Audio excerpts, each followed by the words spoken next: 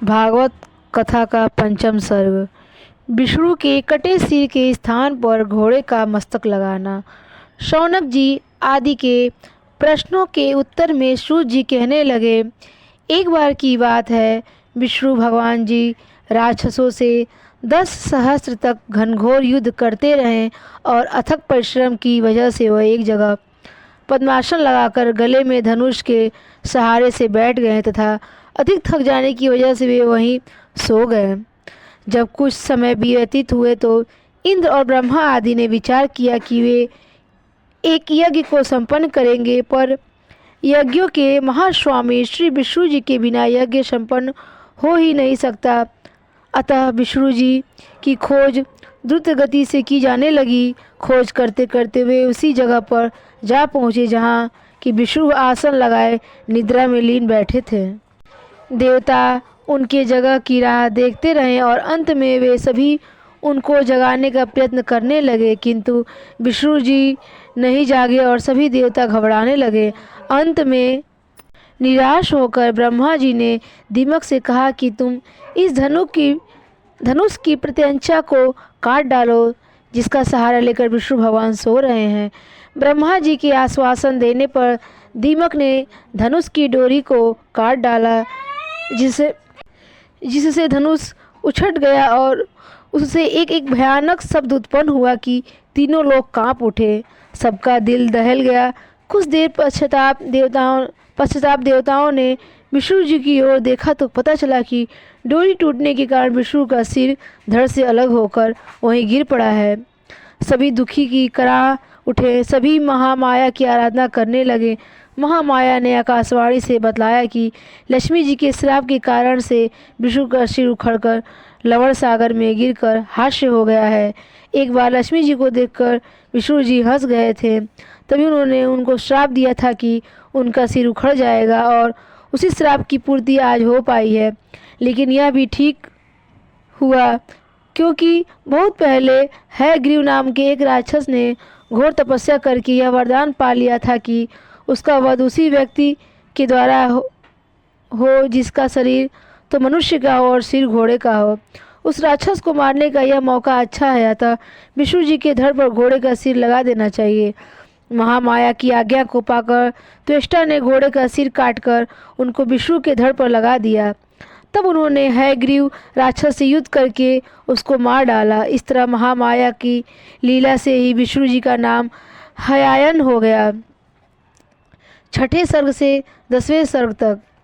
शौनक आदि के प्रश्न करते ही सूत जी बोल उठे, गुरु शुरू के समय में सारा विश्व जल के अंदर था। शेष शैया पर जनार्दन जी शयन करते थे। उसी समय एक कमल जनार्दन की नाभि से पैदा हो गया, जिसमें से थोड़ी समय के उपरांत ईश्वर प्रकट हो गए। ईश्वर के कान के मैल से 2 बहुत बड़े राक्षस पैदा हो गए। एक का नाम कैटव और दूसरे का नाम मधु था। दोनों राक्षसों को बड़ी चिंता हुई कि वे कैसे उत्पन्न हो गए और उनको किसने पैदा किया है। थोड़े समय उपरांत दोनों राक्षस ने आकाशवाणी से मंत्र प्राप्त किया, जिससे आसमान में उनकी सरस्वती देवी के दर्शन हो गए। बाद में दोनों राक्षसों ने ही सहस्त्र वर्ष तक लगातार घोर तपस्या की, जिससे खुश होकर महामाया ने प्रकट होकर दोनों को वरदान दिया कि तुमको कोई भी न हरा सकेगा। तुम तब तक नहीं मरोगे जब तक कि तुम खुद मरने की बात सोचोगे। वरदान पाने के उपरांत दोनों राक्षस कमल पर बैठे हुए ब्रह्मा जी से जाकर कहने लगे कि वे अपने इस कमल के आसन को तुरंत त्याग दें। ब्रह्मा जी डर गए और वे महामाया और विष्णु भगवान की आराधना करने लगे। विष्णु जी पर से महामाया ने योग निद्रा को दूर कर दिया, जिससे वे मधु कैटव से युद्ध करने लगे। दोनों राक्षस नंबर से लड़ते थे। जब एक राक्षस थक जाता था, दूसरा राक्षस लड़ने लगता था और पहला आराम करने लग जाता। इस प्रकार लड़ते लड़ते विष्णु जी को 5000 साल बीत गए, पर कोई राक्षस नहीं मरा। विष्णु ने महामाया को प्रसन्न किया, जिससे बहुत ही मोहक रूप रखकर महामाया ने दोनों असुरों को मोह लिया। विष्णु जी दोनों राक्षसों से बोले, तुम दोनों बहुत अच्छा लड़ने वाले हो, मांगो कोई वरदान। घमंड में भरकर दोनों राक्षस बोल पड़े, हम तुमसे कम थोड़ी ही हैं जो तुमसे वरदान मांगे, तुम ही मांगो हमसे वरदान। विष्णु जी ने उनसे त्रिवचन भरवा लिए और उसको वचनबद्ध करके बोले, मुझे तुम यही वरदान दो कि तुम मेरे हाथों से मारे जाओ। दानव छल से हार गए थे, अतः वे बहुत दुखी हुए और बोले, हमको वही मारना जहाँ पानी न हो। विष्णु जी ने अपनी जंघा को बड़ा कर लिया और जांग पर रख कर दोनों के सर काट कर धड़ से अलग कर दिए। राक्षस की देह से जो चर्बी बाहर आई उसी ने ही आकर पानी पर धरती का रूप धारण कर लिया। तो इस तरह ब्रह्मा जी का संकट दूर हुआ और पृथ्वी बन गई। सूत जी आगे कहने लगे, मेरु पर्वत पर व्यास जी पुत्र पाने की लालसा से ऐसा घोर तपस्या करने लगे कि इंद्र का सिंहासन डोलने लगा। शिव जी ने प्रसन्न होकर व्यास जी को वरदान दिया कि उनको ज्ञानवान, तेजवान, प्रिय तेजस्वी पुत्र का जन्म अवश्य ही होगा। वरदान पाने के उपरांत व्यास जी अपने अपेत आश्रम वापस आ गए। कुछ काल के उपरांत एक दिवस व्यास जी हवन करने के प्रयोजन से अरणिवाला द्वारा अग्नि को प्रकट करने का प्रयत्न कर रहे थे और हृदय में पुत्र प्राप्ति की लालसा प्रबलकारी थी। तभी उनको दिखाई दी कि घृताची अप्सरा सुंदर रूप रखकर उनके पास चली आ रही है। उसको देखकर व्यास जी सोचने लगे कि यदि इस अप्सरा को बेटे की प्राप्ति के लिए ग्रहण कर लूँ तो मेरी तपस्या भंग हो जाएगी और मुनिवर मेरा अपमान करने लग जाएंगे, क्योंकि पहले उर्वशी अप्सरा पुरुरा नाम के राजा को त्याग कर चली गई थी। संभव है उसी राजा की तरह यह अप्सरा मुझे भी छोड़कर चली जाएगी। सर्ग 11 से 17 तक। सूत जी कहने लगे, बहुत समय की बात है, गुरु बृहस्पति जी की पत्नी जिसका नाम तारा था अपने यजमान चंद्रमा जी के यहाँ चली गई।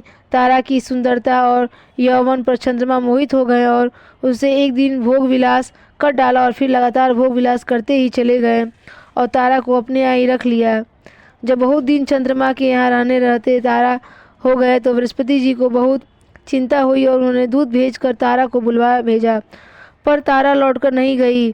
हारकर स्वयं गुरु बृहस्पति जी चंद्रमा के यहाँ गए और चंद्रमा को समझाकर कहने लगे कि गुरु की स्त्री के साथ विहार करना तुमको शोभा नहीं देता, तुम उसको जाने दो।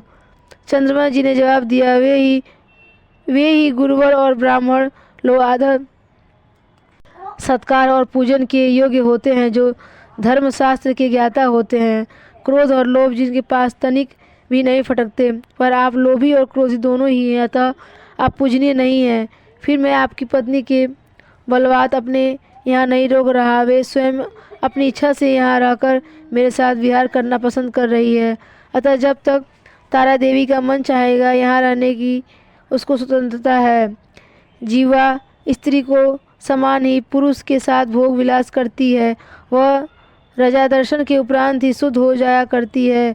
यह बात आपके वाहर्ष्य शास्त्र में भी अंकित है, अतः जब तक वे मुझसे संभोग करने की लालसा रखती है यहाँ रहेगी। बात को देखा जाएगा, आप भी चले जाइए। बृहस्पति जी लौट गए। वहाँ जाकर उन्होंने कई बार तारा को वापस करने का संदेश चंद्रमा को भेजा, पर चंद्रमा ने तारा को नहीं लौटाया। आज भी तारा देवी की एक मूर्ति बंगाल घाटी मथुरा में लक्ष्मण जी के मंदिर में पड़ी मिलती है। जब चंद्रमा ने तारा को नहीं लौटाया तो बृहस्पति जी इंद्र से सहायता मांगने गए। अपने गुरु की हिमायत लेकर इंद्र ने अपना दूत चंद्रमा के पास कहलाकर भेजा कि अगर तुमने तारा को तुरंत ही बृहस्पति को नहीं लौटाया तो हम तुम पर चढ़ाई कर देने के लिए लाचार हो जाएंगे। चंद्रमा ने दूत को वापस कर दिया और बोला कि उनसे कह देना कि पहले वे अपने निजी कर्मों की ओर देख लें, बाद में मुझसे कुछ कहने को हकदार हो सकते हैं। बृहस्पति जी ने जिस दिन से अपने भाई की पत्नी ममता को ले लिया, तब से ही तारा उनसे अलग हो गई और शास्त्र का यह विधान है, और जिससे अलग हो उस पुरुष को उस स्त्री के साथ संभोग नहीं करना चाहिए। ऐसे औरत जिस मर्द के साथ संभोग करना चाहें, उस मर्द के लिए यह आवश्यक हो जाता है कि वह इच्छा की पूर्ति करे। तारा मुझसे प्रेम करती है और बृहस्पति जी से त्याज्य है, अतः मेरा तारा को त्यागना और बृहस्पति जी का उसे बलवात ग्रहण करना अधर्म है। अंत में चंद्रमा के न मानने पर इंद्रदेव ने चंद्रमा पर धावा बोल दिया। चंद्रमा ने शुक्राचार्य जी से सहायता मांगी। शुक्राचार्य की आज्ञा देते ही राक्षस लोग चंद्रमा के साथ आ मिले और काफ़ी समय तक दोनों में घमासान युद्ध होता रहा। खून की नदियाँ बह निकली। अंत में ब्रह्मा जी ने बीच में पड़कर दोनों की संधि करवा डाली। चंद्रमा ने तारा को गर्भवती करके ब्रह्मा जी के कहने पर गुरु बृहस्पति के पास भेज दिया। लड़ाई खत्म हो गई। 9 मास के उपरांत तारा के गर्भ से बहुत ही सुंदर पुत्र उत्पन्न हुआ। उसकी सुंदरता की और लौकिकता का निहार कर बृहस्पति और चंद्रमा दोनों ही उसको पाने के लिए झगड़ा करने लगे। ब्रह्मा जी बीच में पुनः आ गए और उनसे तारा के कान में पूछा कि वह किसका गर्भ है। तारा ने धीरे से लजाकर उत्तर दिया, चंद्रमा का। ब्रह्मा जी ने पुत्र को चंद्रमा के हाथों में थमा दिया। चंद्रमा उनसे ले गए और उन्होंने उसका नाम बुध रख दिया। बहुत समय पहले प्रतिष्ठापुर में मधुवैसव के लड़के शुद्मन राज्य किया करते थे। एक दिवस वे एक जंगल में शिकार के लिए गए तो वे वहीं पर स्त्री बन गए। स्त्री बनने के कारण था कि बहुत पहले एक दिन उस जंगल में शंकर जी पार्वती के साथ विहार में मग्न थे। तभी पार्वती जी के दर्शनों की लालसा से शंकादिक ऋषि उस वन में आ निकले। उनको देखकर पार्वती जी बहुत ही लज्जा का अनुभव करने लगी। ऋषि खामोशी से उस जगह से हटकर दूसरी जगह चले गए। तभी से पार्वती जी को प्रसन्न रखने की दृष्टि से शंकर जी ने यह प्रबंध कर दिया कि जो भी व्यक्ति उस वन में जाए तुरंत ही स्त्री हो जाए। और यह कारण है कि शिकार के लिए गए हुए राजा शुद्मन उस जंगल में इला नाम की स्त्री बन गए। कुछ समय बाद स्त्री के रूप में शुद्मन जी को एक जगह बुध मिल गए और दोनों ही एक दूसरे पर मोहित हो गए। और क्या था, बुध ने इस इला नाम की स्त्री को अपनी स्त्री बना लिया और दोनों ने संभोग करना शुरू कर दिया। कुछ समय उपरांत इस इला नाम की स्त्री के गर्भ से पूर्वा नाम के एक बहुत ही सुंदर लड़के ने जन्म लिया। थोड़े समय बाद इस इला नाम की स्त्री को स्वयं से बड़ी घृणा होने लगी और वो अपने कुल से पुरोहित वशिष्ठ जी का स्मरण करने लगी। राजा के मन की बात समझकर वशिष्ठ जी ने शिव जी को प्रसन्न किया और उनसे वरदान मांगा कि इला नाम की स्त्री एक माह तो रहे स्त्री और एक माह पुरुष बनकर विचरण किया करे। पुरुष होने के उपरांत राजा शुद्मन अपने राज्य को वापस आ गए। राजमहल में आकर एक माह तो वे स्त्री बनकर रहते थे और दूसरे माह पुरुष रूप में राज्य का संभालते। लेकिन जनता खुश न रह सकी, जिसे कुछ समय उपरांत अपने पुत्र पूर्वा को गद्दी पर बिठा कर शुद्मन वन को चले गए और भगवती की तपस्या करके परमधाम को चले गए। एक दफ़ा श्राप से पीड़ित होकर उर्वशी को धरती पर आना पड़ा और वह पूर्वा पर मोहित होकर उनसे कहने लगी, अगर आपको मेरी 3 बातें स्वीकार है तो मैं आपके साथ रह सकती हूँ। राजा उस पर मोहित था ही उसने वचन लेने को कहा। उर्वशी ने तीनों बातें माने सामने रखी। भोजन के लिए हर रोज़ मुझे ताज़ा घी देना पड़ेगा। विहार के समय के अलावा आप मुझे कभी नंगे न देख सके पड़े। आपको मेरे 2 मेढकों की रक्षा करनी पड़ेगी।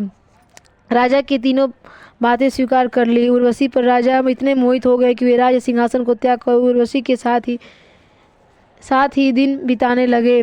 जब उर्वशी को धरती पर रहते रहते काफ़ी समय हो गया तो इंद्र ने उर्वशी को स्वर्ग में वापस बुलवा भेजा। उनके गंधर्व आकर उर्वशी के मेढकों को चुरा ले गए। उर्वशी के कहने पर राजा जाकर गंधर्वों के पीछे दौड़ा। गंधर्वों ने विद्युत की रोशनी कर दी, जिसे उर्वशी ने राजा को नंगा देख लिया। अतः वह स्वर्ग को वापस लौट गई। राजा ने लौटकर देखा कि महलों में उर्वशी नहीं है। वे उसके प्रेम में मतवाले हो गए और राज्य को त्याग कर वे उर्वशी की खोज करते करते पहाड़ों पर घूमने लगे। एक दिन कुरुक्षेत्र में उन्होंने उर्वशी को देख लिया और उनसे आग्रह करने लगे कि वह उनके साथ जीवन बिताए। पर राजा की बात उर्वशी ने नहीं मानी और बोली, क्या आज तक किसी का प्रेम अप्सराओं को भी बांध सका है जो मैं तुम्हारे साथ रहूँगी? कोई भी स्त्री विश्वास के योग्य नहीं होती। सूत जी आगे कहने लगे, घृताची को निहार कर व्यास जी का मन चंचल हो उठा, जिसे उनका अंश अरणी में गिर पड़ा, जिसे एक सुंदर पुत्र जन्म लिया। व्यास जी के श्राप के डर से पीड़ित होने के उपरांत सुका का रूप रखकर अप्सरा उनके निकट जा पहुंची। सुका अप्सरा की वजह से ही व्यास जी ने अपने बेटे का नाम सुखदेव रखा था। देवताओं ने खुशियाँ मनाई। सुखदेव के लिए आकाश मंडल से मृचर्म और करमंडल दंड वगैरह आ गए। बाद में व्यास देव ने अपने पुत्र का यज्ञोपवीत भी किया। बृहस्पति जी को अपना गुरु बनाकर सुखदेव जी ने शास्त्र, रहस्य, वेद का अध्ययन और मनन किया। पूर्ण ज्ञान के संप्राप्ति के उपरांत सुखदेव जी व्यास जी से के पास आ गए। व्यास जी ने उनसे अपना विवाह संपन्न करने के लिए विरोध किया। सुखदेव जी ने कहने लगे, पत्नी और पुत्र प्राप्ति के कारण ही प्राणी मात्र को सदैव माया जाल में फंसा रहना पड़ जाता है, क्योंकि पत्नी और पुत्र का मोह मृत्यु उपरांत नहीं छूटता।